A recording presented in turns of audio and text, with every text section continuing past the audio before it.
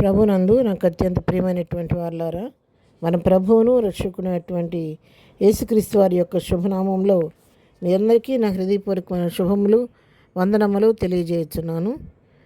ఈరోజు దేవుని వాక్యాన్ని ధ్యానం చేసుకుందాం. ఈ వాక్య ధ్యానం కొరకు మనం తీసుకున్నటువంటి లేఖన భాగం నిర్గమాకాండము 14వ అధ్యాయం 14వ వచనం చదువుకుందాం. యెహోవా మీ పక్షమున యుద్ధము చేయును, మీరు ఊరకే ఉండవాలని ప్రజలతో చెప్పాను. ఆమేన్. ఈ మాటలు ఏ సందర్భంలో పలుకబడినవంటే, మరి ఇశ్రాయేల్ జనాంగం అరణ్య యాత్రలో ప్రయాణం చేస్తున్న సమయంలో వెనక చూస్తే ఫరో సైన్యం తరుముతూ ఉంది. ముందుకు వెళ్ళడానికేమో ఎర్ర సముద్రం అడ్డుగా వచ్చింది. దిక్కుతోచని పరిస్థితిలో ఉండి ఎటుతోచని పరిస్థితిలో వీళ్ళు మోషే మీద సనగటం ప్రారంభించారు. మేము ఐగుప్తులో ఉండి అక్కడే ఆ ఫరోకి మేము దాసులం అవుతామని చెప్పలేదా? దీనికంటే ఈ అరణ్యంలో చచ్చిపోవటం కంటే ఐగుప్తులకు దాసులాగటమే మేలు కదా. మమ్మల్ని అటు ఇటు కాకుండా తీసుకొచ్చి అరణ్యంలో ఈ విధంగా మమ్మల్ని ఇబ్బంది పెడుతున్నావు నువ్వు అని చెప్పని తిరుగుబాటు చేయటం మొదలుపెట్టారు. మరి తిరుగుబాటు చేసి ఎవరికి ఇష్టం వచ్చినట్లు వాళ్ళు మోషేను తోలనాడి మాట్లాడుతున్న సమయంలో మోషే చెప్తున్నాడు అప్పుడు వారితో, యెహోవా మీ పక్షమున యుద్ధము చేయను, మీరు ఊరకే ఉండవాలని ప్రజలతో చెప్పాను. ప్రజలారా, భయపడొద్దు, ఎందుకంటే ఈ యుద్ధం మనం కాదు. ఫరో సైన్యం తరుగుతున్నమాట వాస్తవే, కానీ యుద్ధం చేసేది మనం కాదు. మన పక్షంగా దేవుడే యుద్ధం చేయబోతున్నాడు. యెహోవా మన పక్షంగా మీ పక్షంగా యుద్ధం చేయబోతున్నాడు. కాబట్టి మీరు భయపడవద్దు, మీరు దేవుని యొక్క కార్యాన్ని ఊరకే ఉండి చూడమని చెప్పి వారిని హెచ్చరించాడు. ఊరికి ఉండవాలని ప్రజలతో చెప్పాడంటే మీరు మౌనంగా ఉండండి, మీరు ఏమి కూడా బెంగపడొద్దు, దిగులు పడొద్దు, సనగొద్దు, గొణగొద్దు, కానీ దేవుడు చేయబోతున్న ఆశ్చర్య కార్యాన్ని ఊరకు నిలుచుండి చూడమని ప్రజల్ని హెచ్చరించినటువంటి సందర్భం ఇది. అవును ప్రియులారా, కొన్ని సందర్భాల్లో దిక్కుతోచని పరిస్థితుల్లో మనం ఉన్నప్పుడు నలుదిక్కుల నుంచి శోధనలు మనం చుట్టుముట్టినప్పుడు మరి ఏ ప్రక్కకి వెళ్ళాలో ఏం చేయాలో కూడా తెలియనటువంటి పరిస్థితిలో మన పరిస్థితి మనకు అగమ్యగోచరంగా కనబడినప్పుడు మనము కూడా మరి ఇశ్రాయేలు జనాంగం లాగానే కొన్నిసార్లు కలవరపడిపోతూ ఉంటాం, భయపడిపోతూ ఉంటాం.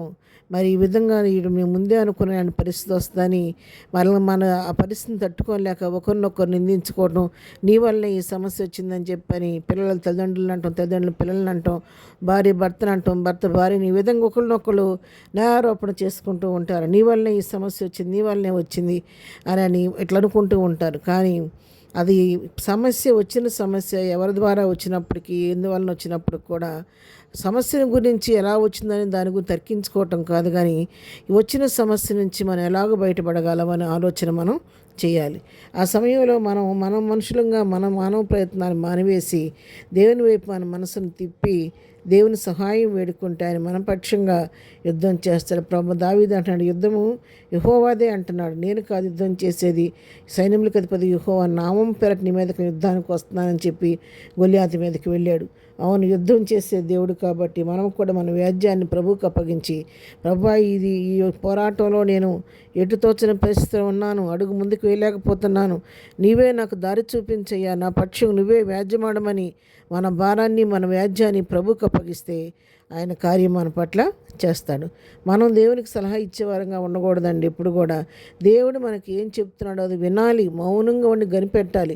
మనం హృదయం కలవరంతో గలిబెళ్తున్నప్పుడు దేవుని స్వరం మనం వినలేము. ఎప్పుడైతే దేవుని మనం సంపూర్ణంగా ఆనుకొని నిబ్బరమైన హృదయంతో ప్రశాంతమైన మనసుతో ప్రభు ఏ చిత్తమేంటో తెలుసుకోవాలని నిశ్చయతతో ఎప్పుడైతే మనం కనిపెడతామో అప్పుడు ఆయన మెలైన స్వరంతో మన నడవలసిన మార్గాన్ని ప్రభు మనకి చూపిస్తాడు. ఈ ఉదయకాలం వాక్యం ఏంటంటే, ప్రియులారా, మరి మీరు ఏ స్థితిలో ఉన్నారో మరి నాకు తెలియకపోవచ్చు, కానీ దేవుడికి తెలుసు. కాబట్టి మీరున్న పరిస్థితి ఒకవేళ మీ పరిస్థితి కూడా ఇక్కడ ఉన్నటువంటి ఇశ్రాయేల్ ప్రజల్లాగా ఉందేమో, వెనక చూస్తే ఫరో సైన్యం, ముందు చూస్తే ఎర్ర సముద్రంలాగా మీ పరిస్థితులు కూడా ఉన్నాయేమో, గలిబిలైపోతున్నారేమో, కబరపడిపోతున్నారేమో. ఇక ఈ ఉదయకాలం ప్రభు నీతోనే మాట్లాడుతున్నాడు. ఈ వ్యాజ్యము ఈ యుద్ధము నువ్వు కాదు, కానీ నీ పక్షంగా మీ కుటుంబ పక్షంగా దేవుడే మీ పట్ల యుద్ధము చేయబోతున్నాడు. కాబట్టి వీని ఊరకుండి దేవుని కార్యాన్ని నిలిచి చూడమని దేవుని వాక్యం హెచ్చరిస్తుంది. కాబట్టి ధైర్యంగా కృపాసన యొద్దకు చేరండి, ప్రభుకు మీ సమస్యను అప్పగించండి, ప్రభు చేసే కార్యాలని ఊరకు నిల్చోండి, చూడండి. ప్రార్థన. ప్రేమ కలిగిన తండ్రి, పరిశుద్ధురాన్ని కొందనాలు. ఉదయకాలం మాకు ఇచ్చినటువంటి మంచి వాగ్దాన్ని బట్టి నీ కొందనాలు నాయన. ప్రభా, మేము కలవరపడుకోకుండా నాయన సమస్తం చేటకు శక్తిగా నీ హస్తాలకు మా సమస్యలు అప్పగించి ఊరకు నిలుచుండి నీ కార్యం చూసే కృప మాకు దయచేయండి. మా పిల్లలందరి జీవితాల్లో మేలు చేసి మహిమ తెచ్చుకొని ఈ దినం మేము చేయు పనిపాట్లో తోడుగొండి, మేము చేయు ప్రయాణాల్లో నీ కాపుదల భద్రత దయచేయండి. ఈ దినం పునరుద్ధాన దినం ఆరాధనలో మీరు నీ ఆశీర్వాదకరంగా జరిగించిన ఆయన.